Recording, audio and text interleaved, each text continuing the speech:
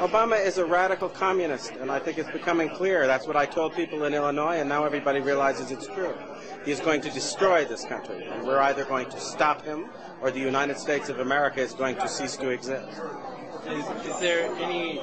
Do you still hold regrets against not having long enough time to debate against President Obama? I don't have any regrets. I went into Illinois. People told me at the time I didn't stand much of a chance of winning. The idea was to bear a true witness. The man is an abomination. He is someone who has actually advocated infanticide, that when babies are the target of abortion, if they happen to escape the abortionist's intention and are born alive, he actually supported the idea that those babies should be set aside to die.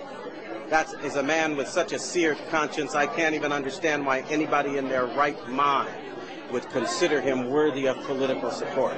That's a violation of conscience that is inconceivable. And even some of the most hardline pro-abortion people in America rejected that abomination, and he did not.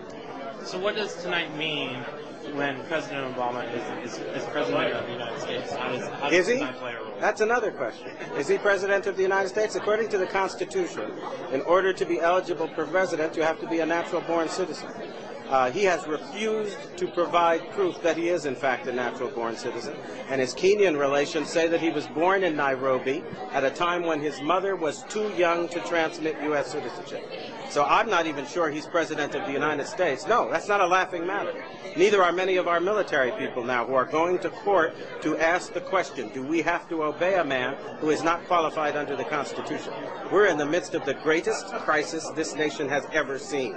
And if we don't stop laughing about it and deal with it, we're going to find ourselves in the midst of chaos, confusion, and civil war. It's time we started acting like grown-ups.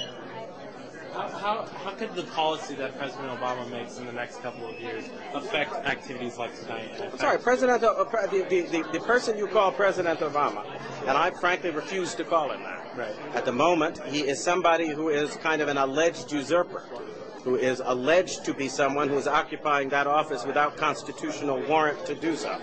And he's rushing forward with ideas like destroying our borders, an amnesty bill that will actually have the American taxpayer footing the bill for illegals to come to this country to live, to get housing, and to get everything they want. He is also somebody who has just announced a program that would essentially destroy the validity of existing mortgages and encourage everybody in the country to stop paying their mortgage because the government is going to pay it instead. This is insanity. It's as if we have put insane children and adolescents in charge of our government. And I think we need to ask simple questions. A couple of years ago, we were arguing over every penny in the United States budget, and it was quite clear we didn't have enough money to go around. Well, somebody asked me where we came up with $2 trillion in the course of the last 6 months. Did we wish for it out of the air? Have people gone mad in this country?